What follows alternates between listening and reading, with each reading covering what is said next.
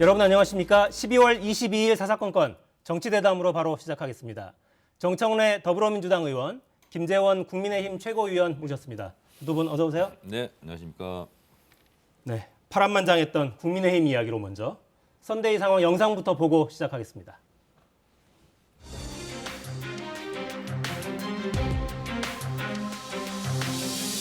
제 마음이 아픕니다 요즘. 네. 그리고 또 공교롭게도 저희 당내 여성 언론인 출신 정치인과 갈등이 있어가지고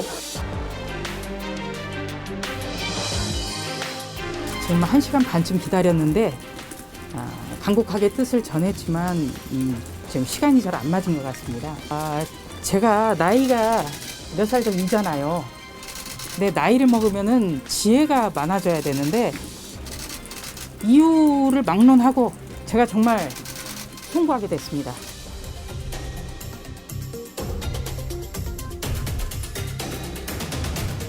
김건희 대표 일이 나왔을 때 윤석열 후보가 사과하는 데까지 충분한 사과라고 할 수 없는 겁니다만은 그럼에도 불구하고 사과하는 데까지 3일간 정도 걸리고 이대로 가서는 정말 선거가 어렵겠다.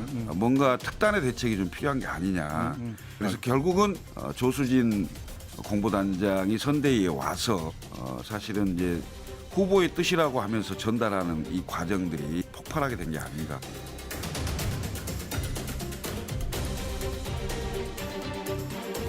선대위 구성원이 상임선대위원장의 지시를 따를 필요가 없다고 공개적으로 발언할 수 있다면 이것은 선대위 존재의 필요성을 부정하는 것입니다.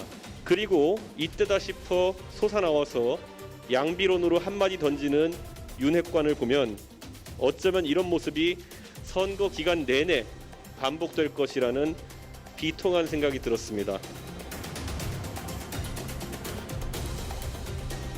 이 선대위가 좀 더 효율적으로 좀 운영될 수 있도록 좀 우리 김종인 위원장께서 총괄 선대위원장으로 더 좀 강하게 잡고 좀 하시겠다고 하고 저도 그렇게 좀 해달라고 또 말씀을 드렸습니다. 네, 선대위 회의 그 석상에서 어떤 일이 있었는지는 이제 대부분 알려진 것 같아서 그 뒤에 숨어 있는 게 뭔지를 좀 이야기를 오늘 해보면 좋겠는데, 이른바 윤핵관, 핵관 이야기 계속 나와요. 실체가 있습니까? 아니면 이준석 대표가 좀 오해를 하고 있는 겁니까? 저 개인적으로는 이제 윤석열 측 핵심 관계자, 저는 윤석열 캠프 핵심 관계자라는 이름으로 이른바 윤핵관이라는 이야기를 계속했었거든요. 그런데 이제 그것이 특정 인터넷 언론사에 뭐 윤석열 핵심 관계자라는 이름으로 몇 번 보도가 나왔거든요. 근데 이제 그것은 사실 정상적인 보도라면 이름을 내놓고 누가 인터뷰를 하든지, 그것이 아니면 뭐 실명이 아니라고 하더라도 뭐 무슨 관계자가 어떻게 한마디를 간략하게 의견을 제시하고 나머지는 뭐 사실 보도를 해야 되는데, 이것은 이제 당내 또는 선거 관련되는 어떤 여러 가지 역할이 있는 분들 사이를 이간질하는 목적으로만 항상 그런 이야기 기사를 썼거든요. 그러면 과연 이게 실체가 있는 건지, 아니면 일부를 짜집게 한 것인지, 더 나아가서 아니면 아예 창작인지 알 수가 없어요. 그래서 조금 그럴 만한 사람들 전부 찾아서 확인을 해봐도 실체 없었거든요. 그런데 이 문제를 거론하는 사람은 누구냐 하면 주로 당내에서 특정인을 공격하기 위한 것 또는 특정한 목적으로 또 계속 이야기를 했어요. 그래서 이 모든 전체가 저는 양쪽 다 조금 문제가 있다. 이것은 사실 둘 다 실체가 없는 것을 알고 있는 것 아닌가, 또는 실체가 없는 것을 과도하게 부풀리는 것 아닌가. 뭐 저는 취재 기자에게 대단히 죄송하지만 이런 보도는 정말 보도도 아니고 이건 그냥 창작이라고 봐요.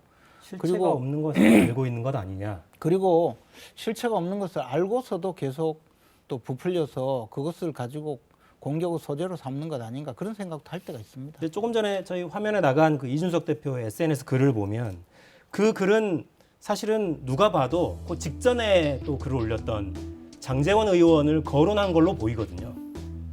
이준석 대표가 이 글을 올리기 직전에 그 뭐죠? 양비론을 펴는 뭐 그런 글을 올렸던 게 또 장제원 의원이어서 장제원 의원은 자기 이름을 내놓고 했죠. 그러니까 그것은 뭐 비판을 받든 뭐 칭찬을 받든 자기 책임으로 하면 되는 거고, 저는 이제 그 문제가 아니라 윤핵관이라고 이야기하면서 공격을 할 때는 현실적으로 그런 사람이 과연 존재하느냐, 뭐 저는 뭐 그것은 크게 의미가 없는 주장이었다고 봐요. 실제하지 않을 가능성이 훨씬 높다 이렇게. 장제원 의원에 대해서는 뭐 그런 기사를 글을 썼으니까 그에 대한 평가를 할 수 있는 거죠. 그러함에도 불구하고 우리 국민들은 굉장히 낯선, 이전에 보지 못했던 풍경을 지금 보고 있죠. 당대표가 선관위에서 빠지고 사퇴하는, 선대위에서. 그렇습니다. 그래서 이건 뭐 지금 보니까 국민의힘 선대위는 당 대표도 없죠, 후보 부인도 없죠, 정책도 없죠, TV 토론도 없죠, 그리고 질서도 없고 지금 김재원 최고님 말 들어보면 소통도 없어요. 그러니까 저희들도 정치하는 사람 입장에서 가끔가다 이제 언론에 이간질을 하는 기사를 놓고 오해를 합니다. 전화해서 물어보면 금방 풀릴 것을 이간질하는 기사가 설령 있다 할지라도, 김재원 최고님 말대로 설령 창작이 있을지라도 서로 그냥 전화해서 물어보면 해소가 될 수 있는 거거든요. 그래서 결국은 이 모든 것이 이준석 대표 말대로 본인이 선대위를 사퇴해서 결과가 좋지 않으면 본인도 불명이겠지만 모든 것은 후보 책임이다라는 식으로 얘기했지 않습니까? 결국은 후보가 정치 경험이 없고 미숙하다 보니까 결국 이런 거를 잘 해결하지 못하고 결국 문제가 불거졌을 때 이제 허둥대는 이런 모습이거든요. 그래서 제가 봤을 때 이준석 대표는 얼마나 쌓였으면 그렇게 했겠습니까? 뭐 보도에 의하면 뭐 나는 뭐 대표 선대위원장 지시보다는 후보 지시를 받는다. 뭐 이러니까 이제 솔직히 열받을 수밖에 없죠. 자기가 당 대표이기도 한데 이제 그 심정을 알겠어요, 저도. 근데 그렇다고 뭐 이렇게 사퇴를 해버리고, 또 저는 조수진 공보단장이 뭐라고 얘기했냐면 나이가 많은 제가 좀 지혜로웠어야 된다. 라든가 또 어떤 분은 뭐 잘 타이르겠다 이러니까 당대표로서는 당대표의 지위에 맞는 권위가 있어야 되거든요. 근데 마치 애취급하는 듯 하니까 저는 거기서 이제 감정이 굉장히 폭발한 것 같은데, 결국은 이준석 대표가 이렇게 하면 안 되죠. 저는 뭐 조수진 단장을 두둔할 생각은 없지만 그래도 좀 더 책임 있는 자리가 당대표 아닙니까? 굉장히 무거운 자리고, 그렇다고 이렇게 막 기분 나쁘다고 막 헌시짝거리든 막 이렇게 선대위원장을 사퇴해버리고, 저는 이것은 이준석 대표가 더 비판을 받을 것 같다 이런 생각이 듭니다. 저는 이제 방금 우리 당 선대위에 대해서 조금 말씀하셨는데, 선대위에는 총괄 선대위원장도 있고요, 상임 선대위원장도 물론 있고요. 그리고 없는 거는 우리 당의 선대위에는 뭐 정과 사범으로 검사 사칭한 분도 없고 성매매도 없고 도박도 없어요. 그리고 형수한테 욕설한 것도 없고, 그런 면에서 우리는 그래도 아직까지 잘 끌고 갈 수 있습니다. 너무 비난만 하지 마십시오. 근데 이제 허위 경력 이런 건 거기도 많지 않습니까? 허위 경력도 있고 뭐 그래도 여러 가지 많잖아요. 그래도 뭐 후보자가 아예 논문 표절해가지고 논문까지 반납하고 뭐 그런 건 아직까지 우리는 없죠. 네. 그런 말 한다고 이게 뭐 캄프라치가 될 것 같지는 않습니다. 네. 국민들이 지켜보고 계시니까요. 네. 자, 근데 배경엔 또 김건희 씨 의혹에 관한 대응을 어떻게 할 거냐, 이런 방향을 놓고도 좀 이견이 있었다. 그 일부 보도는 이런 보도도 있었죠. 김건희 씨 옹호 그 교수 출신 의원들의 회견을 이준석 대표는 반대했는데 반대 의사를 표명하자마자 바로 후보에게 보고가 됐다. 대표가 도와주지 않는다는 취지로 보고가 됐다는 취지의 이준석 대표가 토로하는 그런 내용이 좀 보도가 된 적도 있어요. 근데 그것은 선대위 회의에서 그런 이야기가 나온 건 아니에요. 선대위가 끝나고 난 다음에 이준석 대표가 이제 제가 알기로 이준석 대표가 선대위원장을 그만두겠다고 하고 난 다음에 언론에 뭐 이런 일이 있었다고 이야기한 것으로 알아요. 그리고 저는 뭐 그런 내용이 있었는지 없었는지 사실을 몰라요. 그러나 선거 과정에는 굉장히 많은 이야기가 있을 수밖에 없거든요. 그리고 어떻게 보면 어떤 사안에 대해서 그 사안을 어떻게 대응할 것인지, 뭐 좀 적나라하게 표현하자면 강공을 할 것인지 또는 온건하게 할 것인지 아니면 뭐 대응을 하지 않을 것인지, 뭐 반박을 할 건지 사과를 그렇죠. 할 건지. 그렇게 해서 여러 가지 이 상황이 있는데 당 대표보다도 또 다른 총괄 선대위원장도 있고 또 대표라고 하더라도 상임 선대위원장일 뿐만 아니라 이게 무슨 윗사람 아랫사람에서 한 사람 이야기하면 나머지는 전부 입 다물어야 되는 그런 조직이 아니고 선거대책위원회잖아요. 위원장도 있고 부위원장도 있고. 그러면 그분들 사이에 여러 가지 의견이 있을 수 있는데 한 분이 예를 들어 당대표로서 그런 의견을 냈다고 해서 다른 의견이 있을 수 있잖아요. 그럼 보고를 예를 들어 대표께서는 이렇게 이야기합니다. 그런데 다른 분은 의견이 이랬습니다라고 보고할 수 있는 거죠. 근데 내가 이야기했더니 뭐 보고가 곧바로 되었다라는 거 그것을 사후적으로 그것도 뭐 그때 당시가 아니라 사후적으로 그런 이야기를 한 것은 조금 또 만약에 전체적으로 보면 조금 다른 보고였을 수도 있지 않겠습니까? 저는 그것만 가지고 잘못되었다고 보기는 좀 어렵다고 봐요. 그러니까 근데- 김건희 씨 의혹 대응 요 방향을 놓고 빚어진 충돌이 핵심은 아니다라고 보시는 겁니까? 아니 그때 충돌이라고 할 게 없고 그때 무슨 이야기가 있었냐 하면 이준석 대표가 분명히 이제 비공개 회의가 시작되고 나서 이 문제를 두고 어떻게 대응을 할 것인지 여기서 의논을 하자. 그래서 결론을 내려서 곧바로 밀고 나가자고 하니까 김종인 위원장이 여기가 적절하지 않다. 왜냐하면 그때는 공개 회의를 하다가 비공개로 전환이 되었기 때문에 사람들이 엄청 많아서 비공개 회의에서 무슨 결정을 한다고 해도 그 순간에 그 과정이 모든 것이 다 적나라하게 드러나서 외부로 알려질 가능성이 있으니까 전략이 불필요하게 노출될 수 있지 않느냐? 책임자급들이 모여서 정리를 하고 보고를 하게 만들자고 해서 그 문제는 여기서 거론하지 말자고 한 상태였거든요. 그런데 계속 이야기를 하고 거론하지 말자 이렇게 하고 거기에 이제 사무총장이 이러이러한 회의를 곧 개최할 테니 거기서 해결하면 어떻겠느냐라고 제안을 하는 그런 과정이었거든요. 그래서 어떻게 대응을 할 것인가를 두고 좀 논란이 된 것이 아니고 이 회의에서 곧바로 결정하자는 사안 자체에 대해서 조금 논란을 벌이다가 그냥 끝나버린 사안이에요. 그래서 그거는 실체 관계와 많이 달라요. 보도에 따르면 김건희 씨 이제 합격력 관련해서 교수 8명이 교수 출신 8명이 거기에 대해서 이제 뭐 반박 기자회견을 하겠죠. 별거 아니다. 뭐 과장된 거다. 뭐 별거 아니다. 이렇게 이제 한다고 그랬는데 이준석 대표가 거기에 이제 제동을 걸었다는 걸로 이제 보도가 됐어요. 저는 그것은 이준석 대표의 판단이 좀 옳았다고 봅니다. 왜냐하면 아니 교생 갔다 와서 그 학교에 근무했다고 하면 그걸 고순거리거든요. 아니 해병대 무슨 체험학습 갔다고 해서 해병대 근무했다거나 아니면 무슨 조기축구 선수들이 축구 국가대표 운동장 1시간 가서 공 찼다고 축구 국가대표라고 주장하면 안 되는 것처럼 교생을 갔다 왔으면 그냥 교생이라고 쓰면 되는데 그걸 근무로 쓰니까 문제예요. 그래서 제가 네이버 사전을 찾아봤어요. 근무는 뭐냐? 직장에 적을 두고 직무에 종사함 이렇게 돼 있어요. 이거는 월급을 받아야 되는 거거든요. 근데 교생 실습은 대신 실습비를 내고 가는 거거든요. 근데 이걸 가지고 교수 출신 국회의원들이 별거 아니다는 식으로 대응을 하려고 하니 이준석 대표는 그런 대응을 가지고는 안 된다. 제가 이준석 대표라도 그랬을 것 같아요. 이거는 그냥 솔직하게 사과하고 이건 좀 잘못됐다.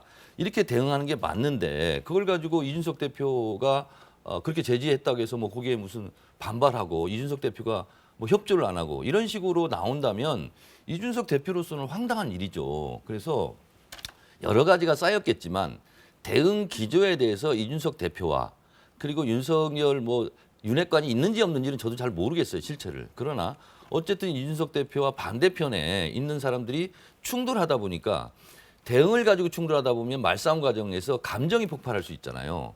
그래서 감정선이 굉장히 다친 것 같다, 이준석 대표는. 그러니까 이제 저처럼 이제 무리한 행동을 하는데 저는 그럼에도 불구하고 대표가 그래서는 안 된다는 입장이지만 어쨌든 그런 사안에 대한 대응 기조에 대한 판단은 이준석 대표가 저는 더 옳지 않았는가 그렇게 생각합니다. 판단은 옳았지만 행동은 옳지 않았다. 그때 당시에 그 교수 출신 의원들의 기자회견은 사실관계가 뭐 어떻다 이런 문제가 아니고 그때 당시의 그 시대 20여 년 전의 당시 상황에서 그 시간 강사 내지 겸임 교수의 위촉 형태가 이랬다. 그리고 그때 당시에 그 이력서를 낼 때 이력서의 가치가 어땠다라는 것을 설명하기 위한 기자회견이었거든요. 그리고 그 기자회견을 한다는 데 대해서 하자 하지 말자라고 의견을 낸 분은 당대표뿐만 아니라 다른 분들도 있어요. 그래서 그것을 취합해서 기자회견을 한 것이거든요. 그런데 이준석 대표 한 분만 반대하고 그것을 후보 측이 밀어붙인 것처럼 언론이 보도한다거나 그런 식으로 알려지는 것은 굉장히 사실과 달라요. 그리고 후보 측에서는 이 문제에 대해서 후보가 개입해서 뭐 기자회견을 했다든가 한 게 아니거든요. 지금 자꾸 이제 뭐 윤핵관 하니까 제가 보기에는 무슨 우리 여름날 어디 빈집에 들어갔다가 도깨비 보고 놀라서 뛰쳐나오면서 도깨비 봤다고 주장하는 거하고 비슷한 것 아닌가 생각이 들어요. 굳이 이게 무슨 뭐 윤석열 핵심 관계자가 뭐 물론 있겠죠. 그러나 그분들이 어떤 역할을 했는지 그분들이 역할을 하면 뭐 또 잘못된 건지는 몰라도 물론 이제 그 이간질을 하기 위해서 그분들이 압력하면서 특정 언론과 결탁해서 그런 보도를 하게 했다면 저는 걸리면 무조건 축출해야 된다고 생각해요. 제가 알게 돼도 가만두지 않을 거예요. 근데 지금은 그런 지금 상황도 아니거든요. 근데 무조건 뭐 윤핵관이니 뭐 파리떼니 이렇게 하면서 이제 논란을 벌이니까 이것이 좀 사실 잘못 알려지고 있다는 생각이 들어요. 알겠습니다. 네. 근데 제 생각을 한마디만 더 보태면 사실은 정직함이 최선의 정책이다 이런 말도 있지 않습니까? 근데 이준석 대표의 입장에서는 제가 추론컨대 그렇게 해서 막아질 사안이 아니다. 왜냐하면 뉴욕대 연수도 학령난했었거든요. 5일 연수한 걸 가지고. 그리고 교생 실습한 것을 근무라고 쓰고 이거는 아무리 그 당시에 관행이 이렇다거나 이렇게 해명을 안 드리는 게 넘어갈 수 없는 거거든요. 그러면 이준석 대표로서는 이런 것은 그렇게 과장됐다거나 그 당시에 관행이라거나 이렇게 얘기하지 말자라고 의견을 피력한 것 같아요. 예전에 신장하 씨 같은 경우도 경력 위주로 해서 실제로 실형을 받았거든요. 그리고 그때 검사가 윤석열 검사라는 거 아닙니까? 그러면 이건 되치기를 바로 당할 수 있는 사안이거든요. 그래서 그런 것은 솔직하게 좀 잘못됐다. 이력서에 쓸 사안이 아니고 희망사항란에 쓸 사항이다. 이렇게 솔직하게 털고 가는 것이 이 위기 국면을 극복하는 것이 옳지 않겠는가라고 이준석 대표는 생각한 것 같아요. 제 생각은. 이 판단도 당내에서는 다른 판단하고 계신 분들도 많죠. 아니 이제 제가 다만 이게 이제 선거대책위원회라는 것이 윤석열 후보자를 대통령에 당선시키기 위해서 모인 조직이잖아요. 그러면 뭐 결론이 어떻게 나든 뭐 어떤 행위를 하든 대통령 후보자의 당선에 유리하거나 꼭 필요한 행위면 그건 선이고 자기 소신이나 자기 생각이 아무리 옳다 하더라도 그것이 대통령에 당선되는데 불리하거나 잘못될 일이라면 그게 좋은 행동이 아니거든요. 그런데 그것이 외부로 이 분출돼 나와서 이렇게 벌건 대낮에 언론에서 이렇게 논의가 되고 더군다나 우리 당 대선 후보가 당선되는데 결코 조금이라도 도와줄 리가 없는 우리 정청래 의원님께서 걱정을 해주시는 듯이 이렇게 비평을 하게 만드는 것 자체가 저는 굉장히 잘못되었다고 생각하죠. 그러니까 뭐 지금 나오는 모든 이야기가 사실은 다 잘못된 거예요. 알겠습니다. 이 판단에는 반론이 없을 것 같아요. 정치 성향이 어떻든 간에. 하여튼 감옥 가서 징역 살고 교도소 근무했다고 주장하면 안 됩니다. 알겠습니다. 네. 오늘 비유를 많이 준비해 오셨는데요. 네. 네. 정청래 의원님은 교도소 근무 안 하셨어요? 저는 감옥 살았습니다. 징역 살았어요. 교도소 2년 국가보안법 등으로. 복무관이고 근데 복역하셨네요. 저는 교도소 근무했다고 하지 않습니다. 그렇죠. 근무는 아니죠. 교도소 근무 아니죠. 네, 물론입니다. 네. 그 김건희 씨 이야기가 나왔으니까 저희 그래픽 준비되어 있는 거 있죠. 윤석열 후보 발언. 이게 미묘하게 좀 바뀌어서 보면 전에는 적절한 시점에 뭐 활동하지 않겠냐 이렇게 이야기를 했다가 동아일보 인터뷰에서는 영부인이라는 표현도 쓰지 말자 이제 제2부속실은 폐지하는 게 맞다. 등장 계획은 애초부터 없었다 이렇게 했어요. 이건 어떻게 저희가 받아들여야 됩니까?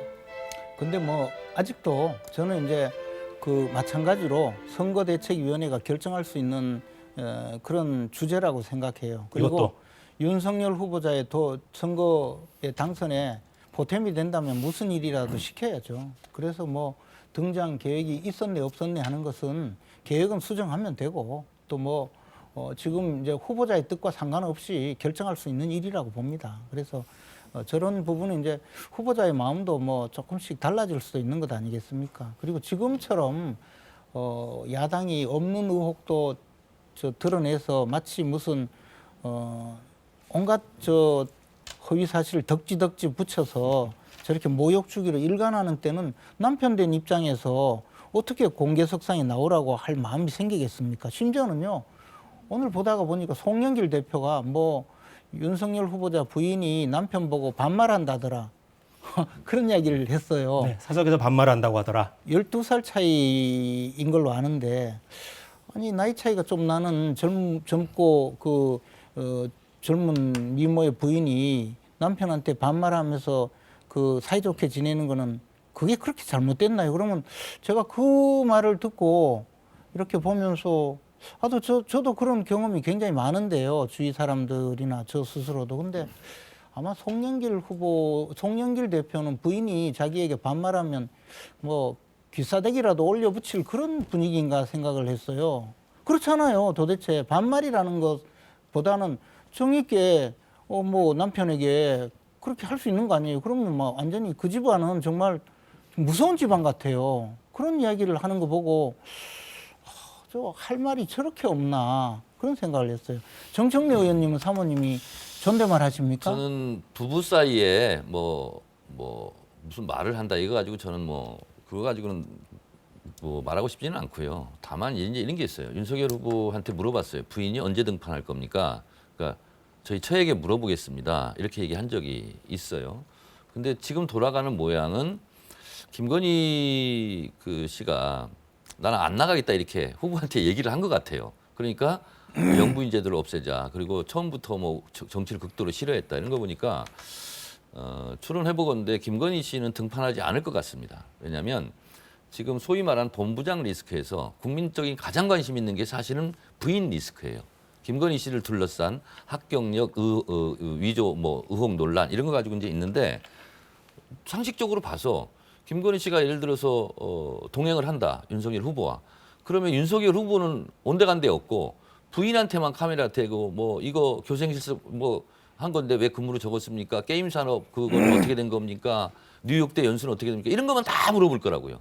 도이치 모터스는 어떻게 된 겁니까? 그러면 윤석열 후보는 그냥 옆에 멍하니 있고 김건희 씨 같은 경우는 또 경호원들이 와가지고 또 막 뒷목 잡고 막 어디로 막 데리고 갈 거 아니에요.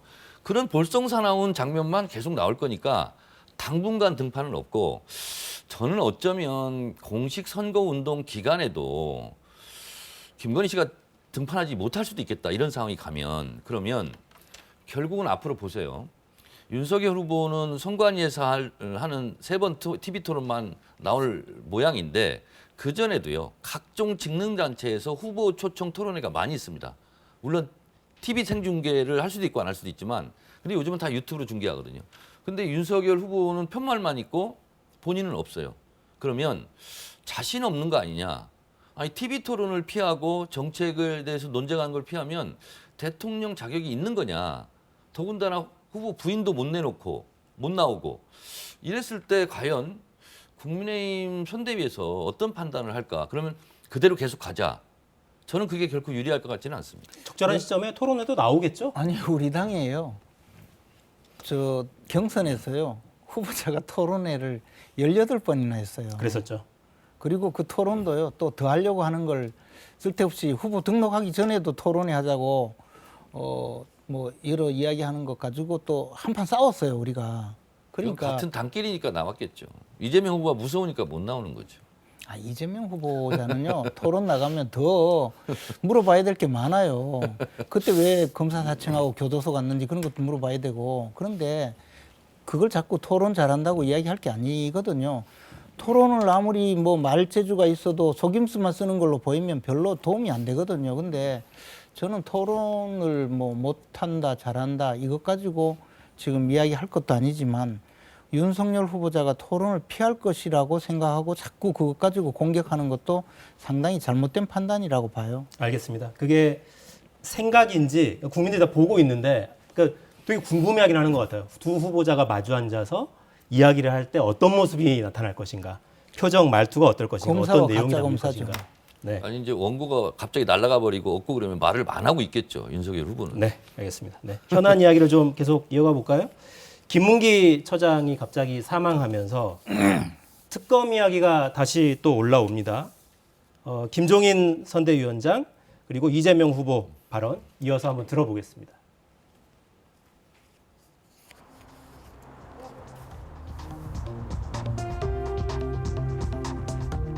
유족의 울분을 무겁게 받아들여야 합니다. 도대체 대장동의 몸통을 지키기 위해 얼마나 많은 사람들이 죽어나가야 하는 것인지 지금 즉시 민주당의 특검 실시를 지시해야 할 것입니다. 안타까운 죽음의 행렬을 끝내기 위해서라도 반드시 정권 교체가 필요합니다. 김호중 원내대표에게 민주당판 특검법 발의를 요청할 생각 없으신가요? 그건 이미 요청했습니다. 여야 협의를 통해서 해야 될 테니까요. 어쨌든 제 입장은 어쨌든 실체를 명확하게 밝히고 상응하는 책임을 서로 부담하는 게 바람직하다. 그 입장은 변함이 없습니다.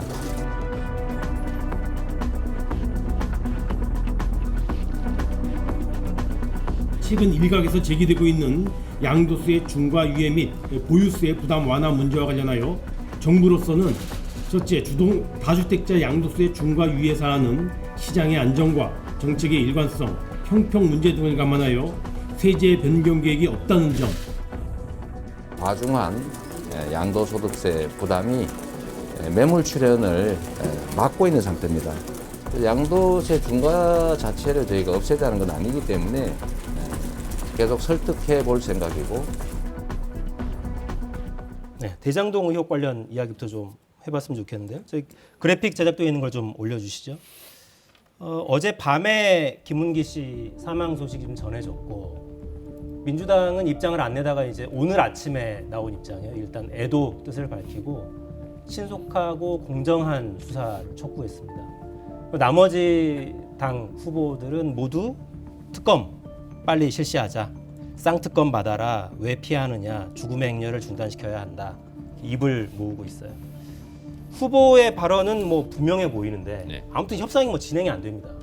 그러니까 저희들 입장은 이런 겁니다. 처음에 이제 검찰 수사가 들어갔지 않습니까?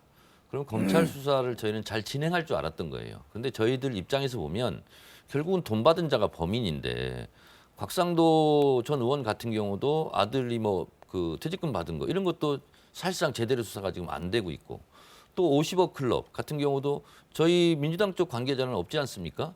근데 그것도 사실은 지지분이라고 수사가. 그래서 저희는 그런 걸 보면서 저희는 특검을 하자라고 주장을 한 거예요. 그리고 기왕에 대장동 특검도 할 거면 고발 사주 의혹 같은 경우도 같이 다 털어보자. 쌍특검을 하자라는 게 이미 입장입니다. 저희는. 그런데 이거를 이제 특검을 하려면 특검법을 통과시켜야 되지 않습니까? 그럼 원내 대표끼리 모여서 그것을 협의를 하고 이제 합의를 해야 돼요. 그러면 지금까지 수사가 지지부진한 부분에 대해서는 특검이 다시 들여다보는 거거든요. 그러면 현재 검찰이 왜 지지부진하게 수사를 했던가, 뭐가 막혔던가, 그래서 이런 것도 사실은 문제가 될 수 있거든요. 특검을 하게 되면. 그래서 저희는 저희 답답한 입장이에요. 그냥 받자 이거예요. 쌍특검 같이 다 하자 그러고. 그래서 대장동 은행 특혜 대출이 부산저축은행부터 시작이 됐고 1,800억 중 1,100억 정도가 부산저축은행에서 대출을 받았는데 왜 그 부분이 제대로 수사가 안 됐느냐. 그때 또 수사 검사가 윤석열 검사라면 더 문제가 아니겠느냐.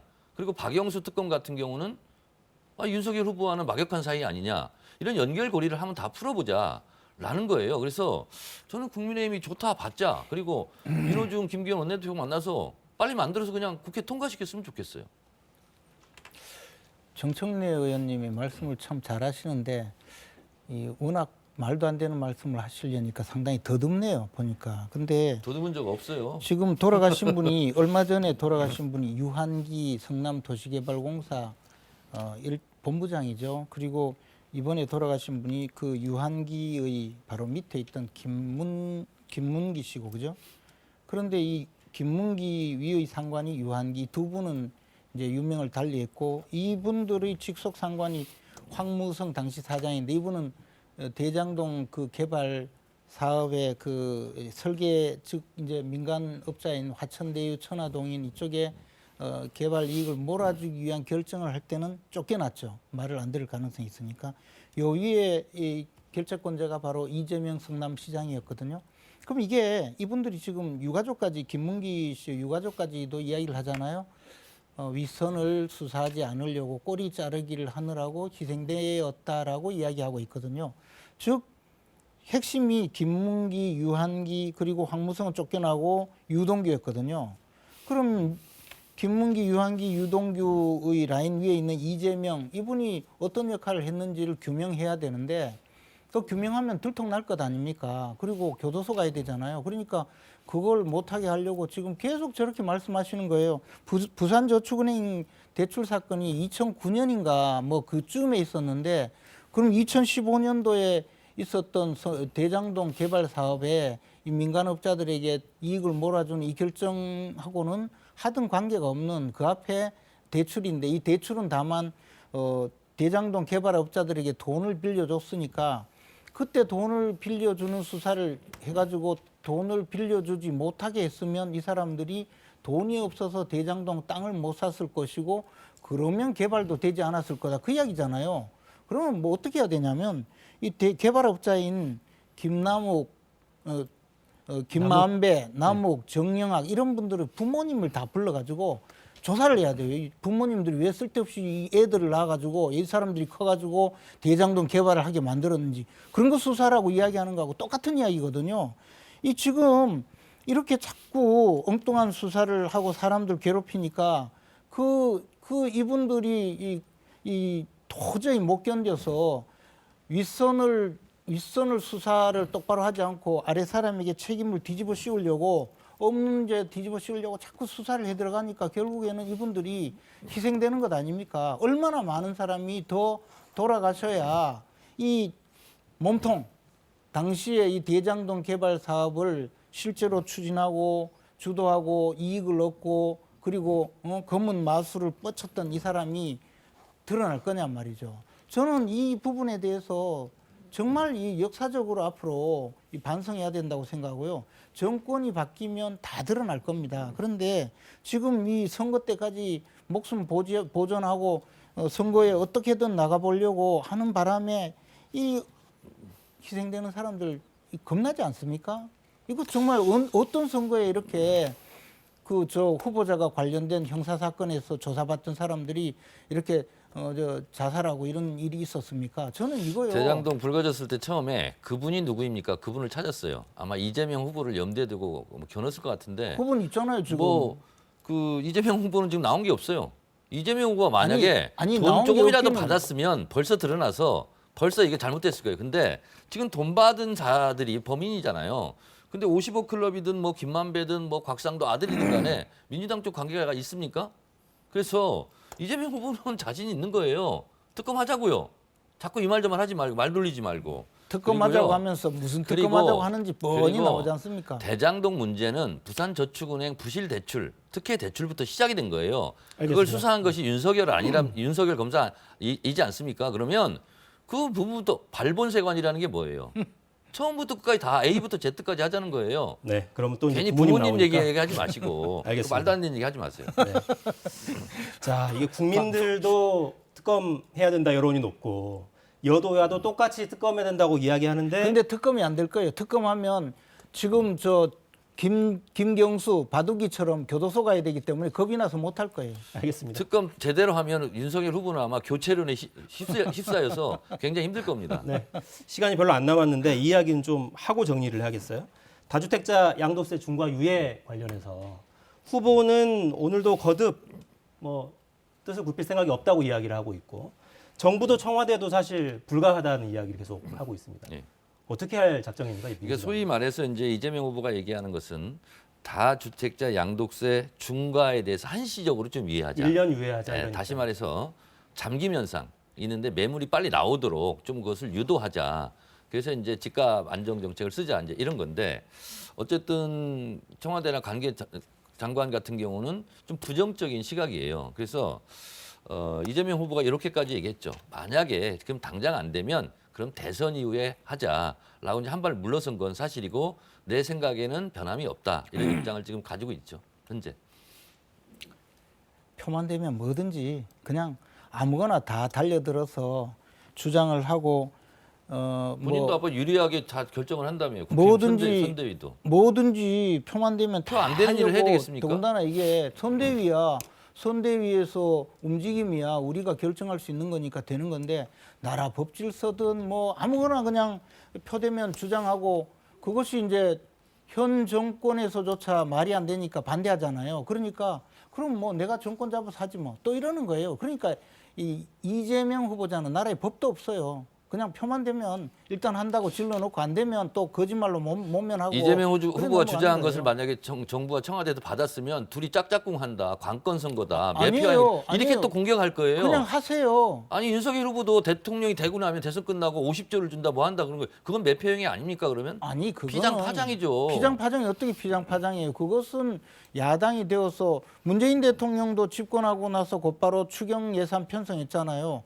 추경 예산 편성하고 하겠다고 하니까 이재명 후보자가 뭐라고 하냐면 그러면 추경을 직접 하겠다, 지금 하겠다 했잖아요. 근데 지금 추가경정 예산안 편성권자가 문재인 대통령인데 못 하겠다고 하니까 또 그것을 야당 후보자하고 협상을 하재요. 아니 문재인 대통령하고 협상을 해와야 되는데 그런 지금 뭐 말도 안 되는 이야기만 계속해서 국민들한테 그냥 대통령이 하려고 하는 거 얼마나 하루하루 발목 잡았어요. 그러니까 하루하루 여야가 그냥 합의하면 넘겨가지고 대통령이 하려고. 판단하는데 좀 좋지 않겠나 이런 알겠습니다. 거죠. 자, 시간이 다 됐는데 이 질문 하나만 드리고 이제 마무리할게요. 송영길 대표는 소상공인들 지원 문제를 좀 협의하기 위해서 여야 대표와 원내대표 이렇게 사자가 만나서 좀 협의하자 이런 제안을 또 오늘 했던데요.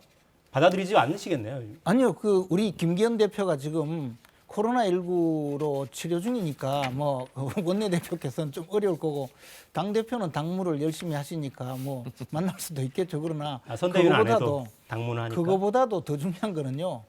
아니 그 소상공인 지원책을 처음에 마련해가지고 하자고 했을 때 그 우리 이재명 후보자는 그거 필요 없고 전국민 재난지원금 주자고 했지 않습니까? 그리고 민주당은 그거 그 돈 없다고 하는 정부에 국정조사까지 하려고 했는데 이제 소상공인 지원책으로 바꿨으니까 빨리 정부 측에 예산안을 네. 마련하라고 이야기 좀 하세요. 취지는 연달했을 것 같습니다. 저희도 이제 방금 요청을 하고 왔는데 아마 당론으로 결정될 것 같은데요.